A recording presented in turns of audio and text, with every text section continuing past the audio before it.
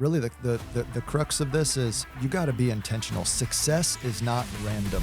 What we're talking about today really talks about 3PX, people, profit, process, and X's for experience. So it's super, super important of the steps that we take of what we talk about on a weekly basis. And this kind of brings it all together. Hey, welcome back to the 3PX show. Thank you for joining us. Episode 21. We're going to have I say every episode we're going to have some fun, but it is fun. It is. Except for when we're like sweating our tail off. Yeah. Well, you think it's cold outside, but we're still sweating inside. How is it 30 degrees outside? And I was just over there like fanning my arms over against the air conditioner. Hey, well, because we're inside, right? Because we're fired up for these episodes. There you go. That's why. I like it. Also, before we get to, what's Wayne wearing and all that, look what Steve's wearing. Dude, look at that. The new 3PX shirt. That's right. Button down. That looks nice. Yeah, you like that? Nice and pressed, too. Shout out to the dry cleaner that's like 2 blocks up the road. Hey, it looks good, though. It looks really nice. Yeah, they did a good job. But the shirt looks great. It does. And, if you really enjoy the show to the point where you got to have your own swag, we can help you out. We can help you out. You can go to forwardswagstore.com. It's FOREWORD, forwardswagstore.com. And you can buy all the swag you want. 3PX swag, CDF swag, fast partition swag, forward freight swag, forward swag, all of it. Yep. Forward swag. We actually don't make any money if you go to that store and buy anything. So trust me, it doesn't matter to me if you want. Exactly. We have no financial stake in this. Makes it easy. There's some super cool stuff. That's where I got my phone case. Ford Company's phone case. Like that. Yeah. Yeah. And free shipping at the Forward Swag store. It's nice stuff. Shipping is always free. Shipping is always free. You want to know what else is interesting about this episode? Tell me. So last episode, these are Steve's notes. Yep. This episode, this is what Wayne sent. Like, we don't even actually have to say anything. The audience, because you do everything in 42 font, that they're probably just reading everything. I reprinted mine this morning, and when I was looking at it, because I saw how big it was, I thought, well, I'm gonna look at mine compared to yours. Oh, well, this is what you originally sent me. I know, but like I said this morning when I got ready to print it out, I thought I did the font a lot smaller. Oh, I was fully prepared to make fun of you, like being old and not being able to see. Well, that's part of it too. But when I actually got ready to copy it over and print it, I was like, man, I can't read that. And then so I blew up the font. I really blew it up on that. All right. So I'm the schmuck. Either way, I mean. All right. Well. You can make fun of me because I'm the one that actually sent it to you like that. Yeah, you did. But you actually didn't need it. But it did require me printing on 4 different pages. Right. I got it down to almost 2.5. Okay. This episode is going to be great. I know I said it every time, but we're going to talk about an incredible book, Your Next 5 Moves. And when you finish listening to this podcast, we're going to give you your next 5 moves. Now, Ultimately, it's going to be up to you to determine how to execute those. And I would highly encourage you to not do that in isolation or in a vacuum. You need to do that with your family or with your leadership team. If you've got a business coach or something like that, you need to do that in a group or with some peers. If you've got a peer group, shout out to like 317 Mastermind here in Nashville, Tennessee. If you're not in the 317 Mastermind group with Tracy Davison, you got to get into that group. There's lots and lots of peer groups. But we're going to talk about your next 5 moves. But before we talk about your next 5 moves, what's Wayne wearing? What's Wayne wearing? I'm wearing a black t-shirt. Talks about leadership, right? That needs a lint roller. It does need a lint roller bad. I didn't realize that until I put it on this morning. I was like, oh, well, maybe they can't see the lint, but now that you brought it up, everybody can see the lint. No, they saw it before I brought it up, Wayne. It says, that's fine. Leadership is an action, not a position. Well, that's one of my favorites that you wore. Yeah. So it's, it's such a true statement though, because a lot of times people think when they get into a leadership role that they've come to the end and they can lead, but it's not really a position. It's, that's really when it starts. That's when everything starts happening and you start making decisions. You start doing things that really have an impact on where you're going as a leader, but also where the team is going as a group kind of thing. So super, super important. That's not where you stop. That's where you start. It's funny. It's not funny, but that's just a saying. It's funny you say that. It's funny you say that because I can remember looking up at, some of those like vice president title positions when I Yep. was working hard, and I thought that like that was always my goal. I want to get to that. You feel like, man, you've arrived. Right. And what I learned is if you're doing that position right, when you get to that level, that's when it really just starts. It I does. had no idea the impact, the influence, that I could have over people's lives until I really got into that position. And then I would say I probably worked harder than I'd ever worked before when I got into a role like that. It was all about the action that I was taking, to really bring value to people and bring value to that role as opposed to just getting to that position. But it's hard. But that's how I felt about it when I was just, you know, young and trying to work my way up, Yeah. you know? And that's a difficult thing too for some people, because when you do get into a position of leadership, sometimes it goes to a person's head, and that's the worst thing that can happen is when they think, "Hey, I'm the boss now. I can do and I can say whatever I want to." And it's total opposite. To be a good leader, you're going to be a servant leader. You're going to be somebody that's going to help your team grow, help you advance, help the whole overall organization grow as a company, as a group, whatever it may be, whatever you're leading.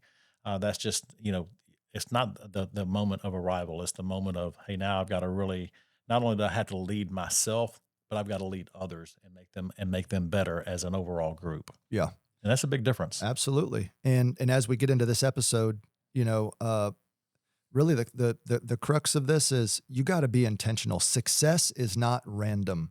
It is a result of extremely intentional moves that you're making inside of your business. And we feel like, 3PX, we're trying to, form this sort of ideology around helping you master people, profit, process, and experience, employee experience and Yeah. customer experience. And today's episode is is really culminates, I think, all that stuff by talking about your next 5 moves and trying to crystallize exactly what you need to do in your next 5 moves to really find great success. And just a quick stat here. So companies that plan their next 5 moves Yeah. outperform their reactionary competitors by over 40%. Yeah, and that's a big deal. I mean, think about it. But the whole your next 5 moves. That's a book that's written by Patrick Bet David, and it's a really good book. But today's segment that we're going to talk about as we start going through each one of these really kind of culminates of what our whole overall organization is, and what our podcast is about. The 3PX podcast is talking about those steps. If you read the book, it's totally different, because it talks, if you're going to be strategically aligned and how you're going to do things strategically, you're going to look at, hey, what are the next 5 moves for me to get to those points? Mhm. What we're talking about today really talks about 3PX: people, profit, process, and X is for experience. First one is vision. But it's super, super important of the steps that we take of what we talk about on a weekly basis. And this kind of brings it all together. So the next 5 moves starts with where we're going today. Yeah, I think you said it. So you kick it off, and that's the first move. Move number one is clarifying your vision. I know that was a major move for you. So why don't you get us kicked off and talk about how clarity in that vision drives alignment and confidence. It does. I mean, clarity does drive alignment and confidence, but it also defines. When you start talking about vision, you start looking at not you look at where you are today, but you look at where you're going to be a year from now, and especially where you're going to be in 3 years. Because if you're not looking ahead to knowing where you're going, then you're not even leading, right? You're just you're having conversations and you're talking. We gotta, as we look at our business and how we've grown, we're not looking at where we're going to be a year from now. If we're looking at only where we're going to be at the end of this year, we're already too late. We had to, 2 or 3 years ago when we started thinking about a new building, it didn't just happen. Hey, last year, hey, we're going to buy a new building, and boom, we bought a new building, and there we are. No, we started talking about that 2, 3 Three years years ago, ago, three at least. easily 3 years ago, that we need a bigger space. We need to be able to do more, and so we had to have the vision to be able to do that. But then to know where we're going to go, and then what are those next steps to actually even getting in there. And so we're about to move in. By the time this show comes out, we'll be in our operations will be in the new building, and then our sales and our office will be in within a few weeks of this podcast. But it's uh, it's just super important to have that vision to be able to know where we're going and how we're doing it. And so, as an owner or just leadership in the group, you have to have that vision to know what are those next steps, because you got to be able to plan for them and you got to be ready for them every single time. Everything that you do revolves around that. And I love having a strong vision. So working with Wayne is great because he paints such a clear picture of 3 years from now, 5 years from now, 10 years from now. I can't think of very many businesses, hobbies, or really anything in general that you're not working backwards to a certain degree. Think about somebody who's building a house. Okay. Yep. They already have the plans drawn up. They have the picture of the house before they start building it. You don't go grocery shopping without having a list of what you already know you want to get. Even someone who's painting or creating a song or something out of nothing, they have an idea of what they want to paint or a picture or some type of inspiration that they're moving towards. So everywhere you look, people are starting with the end in mind Right. and working backwards. But business leaders, managers, leaders are extremely challenged in doing what seems to be non-value added work to them. And that is sitting in an office or sitting with a group of people and dreaming or visioning what 3 years can look like, what 5 years can look like. It doesn't feel like value added work at that moment until you crystallize it. And now you've got a team working towards that goal. And then you realize, if I hadn't have spent that time 2 years ago, 3 years ago, a year ago, putting all this stuff down on paper and getting my team aligned, there's no way we'd be here today. Right. So it's hard to see the benefit of doing this right away. It's really impossible. Yeah. Well, part of it though, if you think about it, being able to see the vision, we've been able to see the vision come alive here recently for us. We just launched our new website, and we wanted to have it to where it's close to being like what the old one was. It's like when you go to your favorite restaurant and they change the menu so much that it's not your favorite restaurant anymore. Mm. We had to be able to change what we're doing and how how our website looked from where it was to where it is now. There's a lot of similarities to it. Now, there's a lot of improvements, especially behind the scenes. But what people don't see right now is we have a vision of being able to scale and be able to add new products. Well, with the new system, we're going to be able to do that just super, super fast. You can't see it now, but you have seen some change. What you're going to see in the next 6 months, a year from now, 2 years from now, is us being able to make the changes in the way that we want to and in the speed that we want to. But we weren't able to do that a year ago. But we laid the groundwork, and all the time and all the work and the effort that we've seen our team build over the past year has been tremendous, and it's been fun to watch and see people step up and do it. But while they're doing that, we're building something. We're building what's next. Right. And that's what people don't necessarily see until that what's next gets here. And so it's been fun to see. But everything that's been happening over the past few weeks, my mind is somewhere totally different. Now your mind has been more into, hey, let's take this, but you've had to step out and say, okay, the team's got this. Now what's that next step? And we got some big stuff coming at the beginning of April, and then we'll have some big stuff coming, second, third quarter, those kind of things. So it's that's the fun part. Yeah. But yeah, we're humming now. The first couple of years, that's all I did was worry about day to day, The break fixes. break fixes. But Yeah. yeah, you're 100% right. Really, I'm at a point now where I don't worry about operations. I don't worry about sales. I don't worry about any of that stuff. I'm almost to a point where I don't even worry about people too much anymore. I've been able to spend half or more of my time focusing on, are we taking the right steps to deliver next quarter's goals, next year's goals, all of that. And that's based on the vision that, you've created. So I'm able to get further out from today and start working on that stuff. Yeah, but it's that second step. So the first one was vision. The second one is really your people, building a leadership bench. Mhm. Dude, I'll give you the credit for that. You built a great leadership bench, because when you got here, the leadership bench was kind of non-existent. We were, as I've told people in the past, feel like a bobblehead, because the sales aspect of it, our what we had as far as our website and our sales engine was growing, but operationally and the people, they weren't keeping up to what we were doing. Yeah. And so where we are now, it's grown to where it's like a pyramid, where the top doesn't fall over because it's not outgrowing the backside of it. We've done a great job of building that leadership bench and building the team to where you don't have to worry about operations. And I haven't had to worry about operations for a while. I haven't had to worry about accounting, even though we got a strong accounting team and there is a vision of how we do accounting. Well, that's been in place for a couple of years.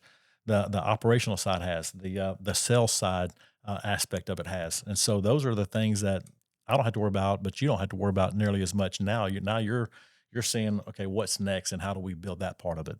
Yeah, So and that's the second move. So after you've got that vision and you create clarity inside your business that your team, your leaders can all rally around, you've got to sit down and you've got to start building your leadership bench. Now, what does that start with? It starts with you identifying what does your leadership bench look like today? right, And this is where you got to be really, really honest with yourself. Now, I'm going to encourage you to do something that is going to feel a little bit uncomfortable. If you've been in the business yourself for several years and you've been working with the same people, let's say several years, kind of all around you, you are probably going to have a little bit of a skewed opinion because you love these folks so much. You've been working with them right, for so long. They've been with you for so long, kind of thing. I would encourage you to involve someone from the outside of your business to come in. And I'm not saying go spend tens of thousands of dollars on an agency or a consultant or something. You don't have to do that. But I would encourage you to find someone that can come into your business, sit in some meetings, interact with your leadership team, and give you some outside feedback on what someone else sees or observes about your leadership team so that you're getting a different perspective about the strength of your bench. right, One of the greatest things that will sink an organization are the bogeys or the misses or the folks who might be underskilled that the leader, that the CEO doesn't notice. It's not the things that you see and can clearly address that are going to be the things that take your business out. It's going to be the things that you don't see. And a lot of times it takes some outside eyes to come in and say, hey, you've got a strong team, but this person over here, I don't know if you know it or not, but they really don't deal with people very well, yeah, or whatever. And you might not have realized that.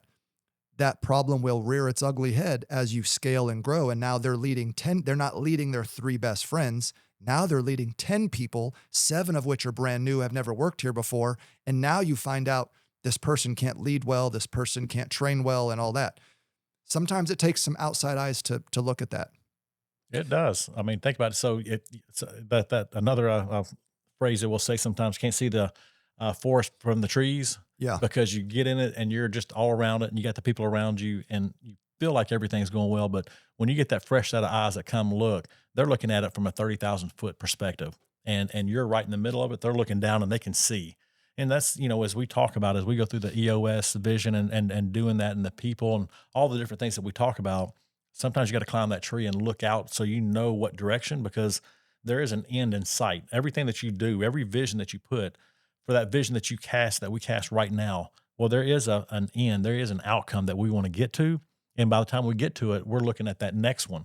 Well, each time you look at that, there's a point that we want to get to. And sometimes if you don't kind of climb to the top of the tree and look and see what direction it is, you're zigzagging all over the place. And if you would have really taken the time to step back and look at it, or have someone help you look at it from a 30,000 foot view, it takes you a lot longer to get there, Mhm. and you have a lot more of a mess to get there because you're not seeing some of the things that other people can see. Yep. Absolutely. So number 2 is build that leadership bench. It doesn't happen overnight, but you have to start with document honestly exactly where you are with the people that you are. And then the last thing with that is you got to start looking at what are the gaps? Where are the gaps in your leadership organization? We have a gap right now that's very, very glaring. In fact, it's one of my goals for this year is to fill this particular gap in the business that we have because I'm definitely not an expert in this area and I can't fill it. But because we're constantly going through these 5 moves, I'm looking at where our leadership strengths are. I'm looking at where our gaps are. And I've Right. identified an area where we've got a pretty significant gap. And I'm committed to solving that. Then now the third move, I'll let you talk about it because I know for sure this is your favorite. So Oh, so after vision, after identifying, building your leadership bench, number 3, the third move, What should people be doing? You should be, lock in your financial discipline. It's all about the profit first mindset during growth. Something that you have to do, that you got to focus on. You got to know where your revenue's going, put it into buckets. I think we do an excellent job at this. We've done it for years. It's not something that I just learned by myself. I learned it again by reading books and doing different things. It's a profit first model. That's the name of the book, is Profit First. I would say to do that because it helps you allocate revenue into buckets where you have profit, taxes, operations, whatever it may be. We have 10 different buckets in each one of our companies, I think is what it is. How many bank accounts, we call them buckets, that we allocate money into every 2 weeks to do it. I remember when you first came, and we started talking about it, is, because, you've been with bigger companies before, and working where, hey, if we're going to grow, we're not going to be as profitable. We're not going to be able to put as much money into profit because we're growing, we're stretching, we're spending money, we're doing different things. And I don't think that's ever happened. I think for the whole time that we've grown, we've been able to grow, and it's usually consistently 30%, 25 to 30% year over year, where we've been able to grow, but also been able to put money back for growth and expansion and all that. And so we've been able to pay our taxes. We've been able to pay our people really well. We've been able to do things that normally growth sucks that money from you because it's going into all these different things. We've been able to pay for our growth and put money aside at the same Mhm. time. And that's been a huge win for us. And that's because we have very, very strict financial disciplines. Yeah. So what Wayne was mentioning is when I first got to the company and we're going through this, experiencing this growth, I knew based on Wayne's recent history that he was very sensitive to profit and cash flow.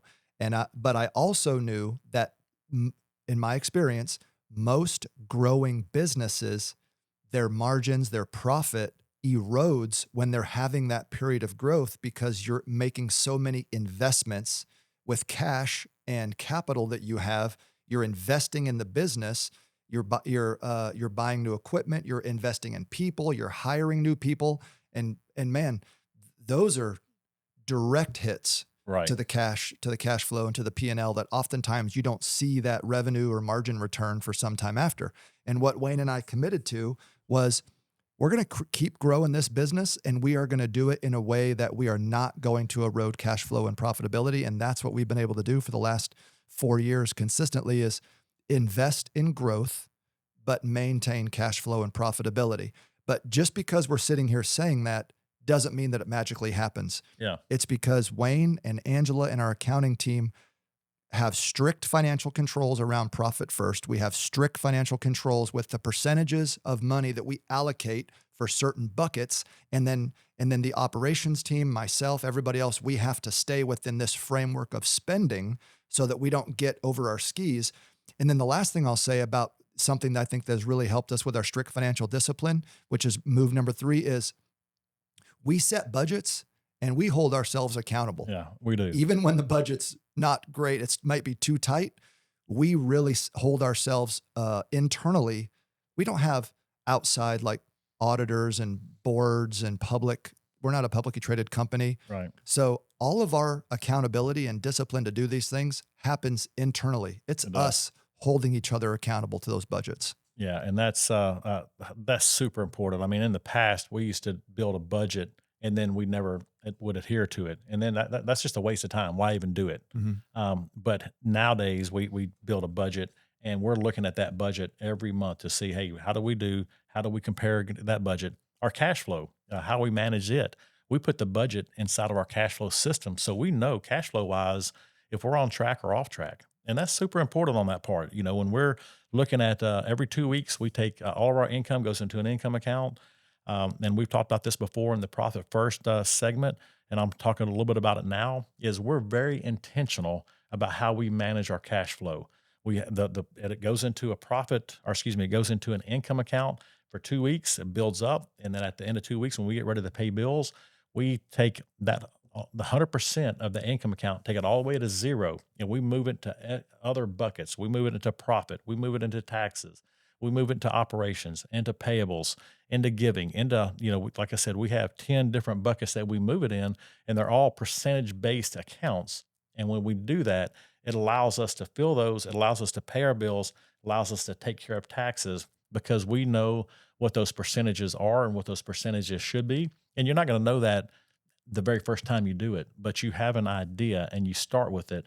And then over a period of time, and we've done it for years, so we've got it really dialed in at this point, but it makes a huge, huge difference of how you can operate. Because if you don't put money into profit, you're never going to be profitable. If you don't put money into taxes, you're always going to be trying to figure out how you're going to pay taxes. And it's, when it comes time to pay taxes, no one probably likes to pay taxes, but for us, it's not hard because we have money set aside to pay taxes when that tax time comes, and that takes a huge stress off of anybody. I mean, a huge stress. Growth without margin equals a stress machine, right? I mean, Oh, and that's so so true. that's where we've been in the past, and we're not there today, and that's the big goal is not to be there again. You know what I can't wait for? What's that? I can't wait for that soundbite to get clipped. When you said if you're not investing in profit, you're not profitable. Right, right. It was like that is. I won't drag out number 3 too long because we got to get to we got to get to number 4 and number 5 because we got 8 o'clock meetings. Yep. But this is where consistent discipline pays off. Yes. Just because you put this system in after 1 week, you're not magically turning the company around. It takes time.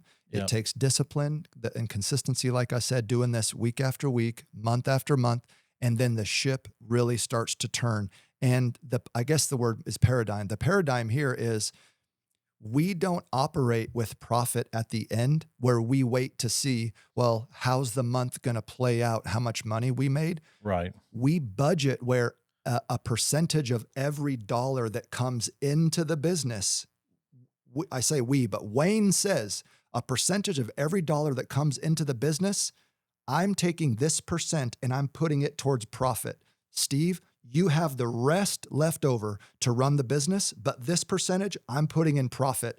You run the business with the rest. That's the fundamental difference. Yes, and I'll say one last thing, and this is a shout out to the Profit First team, Mike and the group that has that wrote the book and everything. This is something that they say, but it's so true. If you don't do it this way, you're doing it the wrong way because accounting always teaches you sales minus expense equals profit. Well, if you have enough expense, there is no profit left over. Yep. But the way they teach and the way this whole thing works is sales minus profit equals expense. You take your profit off the top, and then you live off of everything that's left over. Mm-hmm. And you start off small. If you can live off, take 1% out. If you can live off 100%, you can live off of 99%. You're not going to miss that 1%. And do that for a couple of weeks, couple of months, however, and then make it 2%, and then make it 3%, because that's the new 99%, right? And if you can do that, you can be disciplined enough. Again, we probably need to go into a segments of Profit First again and really give the top 5 things on that in the future. I think that'd be great. This is one I could talk about all day long, but anyway. And I enjoy talking about this because then I get to talk about my toothpaste. The toothpaste is true. Dude, I'm running that toothpaste down again. I had it even this morning. I had the toothpaste out on the counter and I was like scraping it so I could get more out of the top. And when I really feel like I'm getting somewhere special is when Landy finally taps out. So right now there's a new tube of toothpaste that her and Everly use because they can't even get more toothpaste out of the one that I'm still getting toothpaste out of. It's a personal challenge. It is. I have taken it as a personal challenge. I'll never forget when you said, man, that could be 10% of a business owner's profit right there. Yeah. Or 1% of a business owner's profit. I'm getting every bit of toothpaste out of that tube. Stephanie's had her own toothpaste for years. But if you look at my drawer, I do the same thing, and it's fun because I watch it. But she buys toothpaste and I don't know why, but we've got like 5 or 10 still in the box of toothpaste. Yeah. It's like, we don't need more toothpaste. But I look in there and I see that full, and I got over here and thing's just squeezed, just rolled up really tight. Because what I hate is when we used to share toothpaste and she'd squeeze in the middle and all of it would go in the back, and I'm trying to squeeze it all up to the top where I can use every last inch of it, Now. So anyway. Okay. Seriously, I'm about to move to number 4. But there's people listening and watching right now that are thinking, you guys are maniacs. It's only toothpaste. You can afford more toothpaste. don't be stupid. It's not about whether you can afford it or not afford it. It's about the discipline of Yeah. holding yourself to a financial standard, a fiduciary, if that's the word, a certain standard of how you operate in your business and operate in your life. And you are just not going to allow waste. We just Yeah. don't allow waste. I don't care if it's a $2 or $3 tube of toothpaste. We're not going to throw food away. Right. By God, we're going to box it up and I'm going to microwave it for the next 3 days and we're going to eat that food. Yeah. Hey, wash the pennies and the dollars will take care of themselves. Amen. Amen to that. All right. Number 4.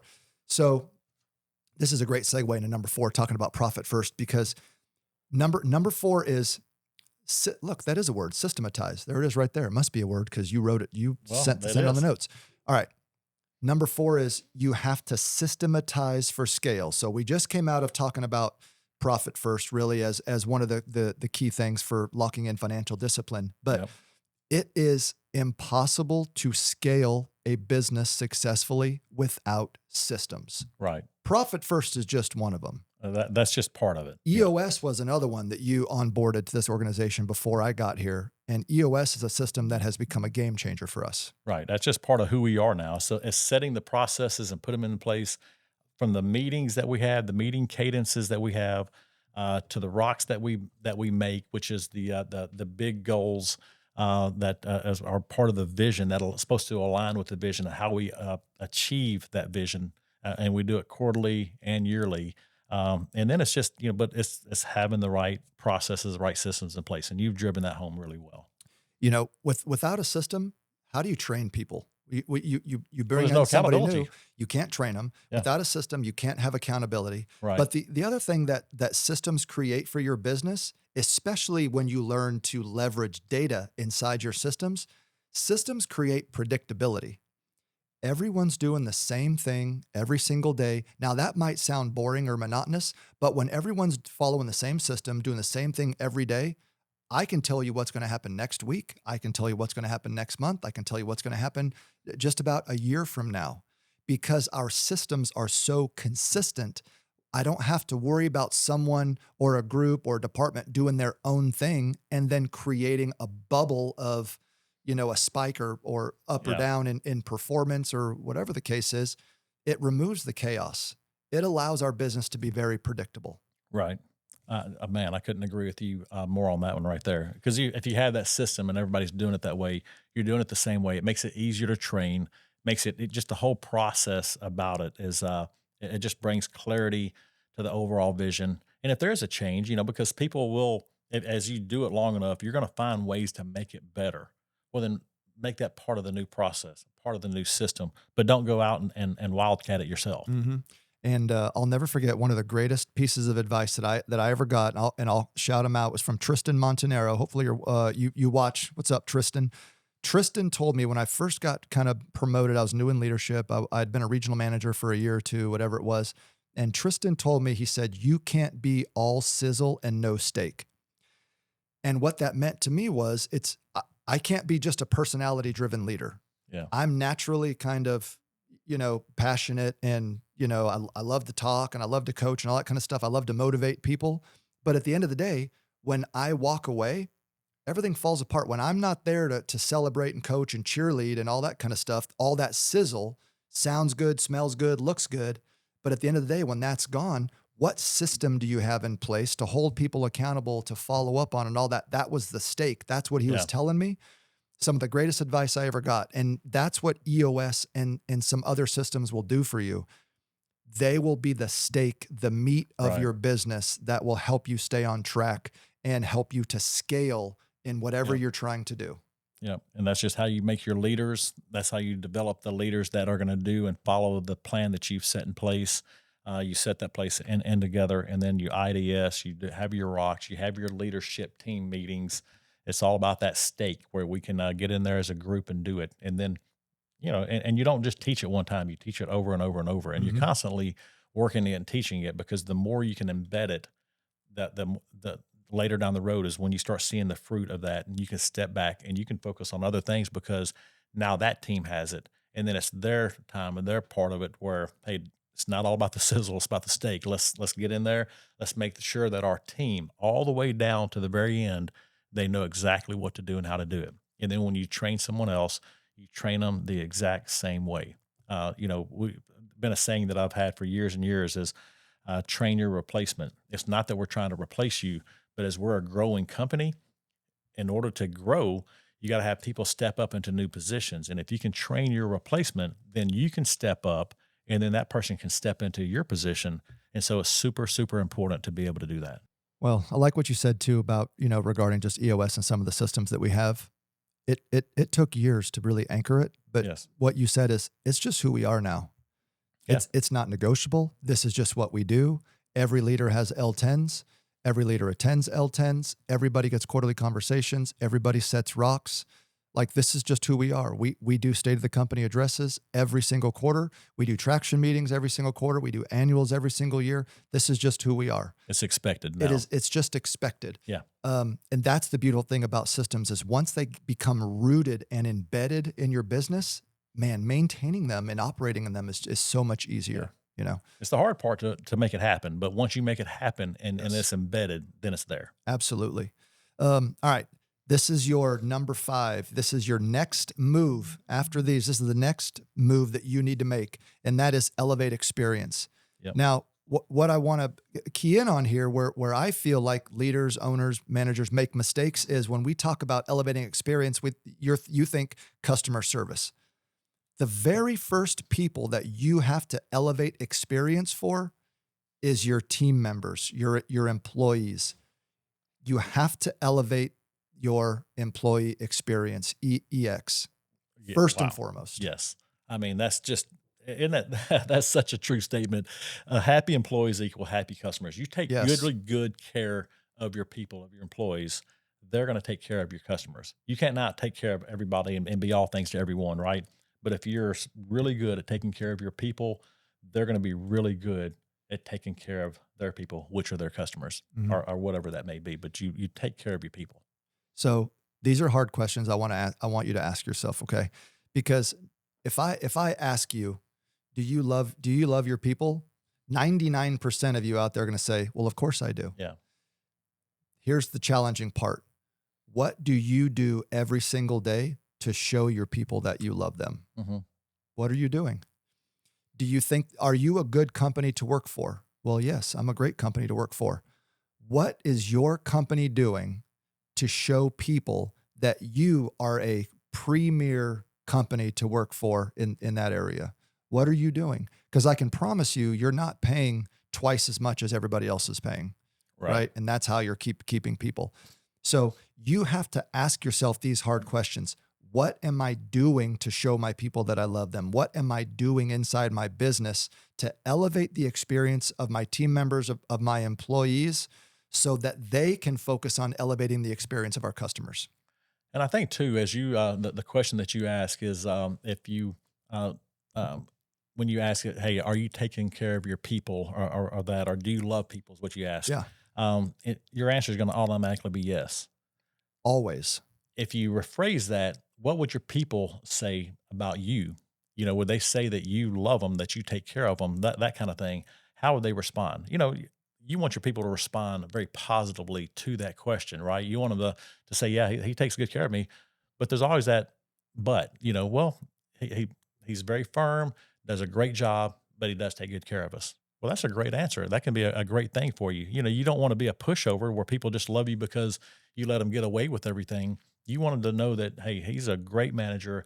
He runs a tight ship, but he takes really good care of us. We know that he loves us because he just he's always making sure that we're in great shape, but he does make sure that we get the job done, right? And so there's a lot of things that go hand in hand with that. I'm I'm going to tell you right now, you're listening to a couple of guys who have who have taken their brands and used culture as a competitive advantage. 100%. We can't be beat because our people will never allow us to be beat. Right. Because we take the time and invest in culture, invest in team member employee experience. And I'm not just talking about paying benefits, but really demonstrating by the way we think, act, and believe that we truly care about people. There has not been any competition, technology advancement. There's never been an issue with tariffs or the economy that I have really ever worried about, because our people are so passionate about taking care of our business and keeping us number one and taking Right. care of our customers. But if we don't spend the time and energy elevating our culture and elevating our employee experience, then we'll never have that competitive advantage. Culture becomes competitive advantage. Doesn't have to be, you've got to have the best looking website. You've got to have the best product. You've got to have the cheapest price. You got to have the fastest delivery, all of that will come eventually if you focus on culture. Well, culture will always beat strategy, right? I mean, that's what really makes strategy what it is in the future, especially for us.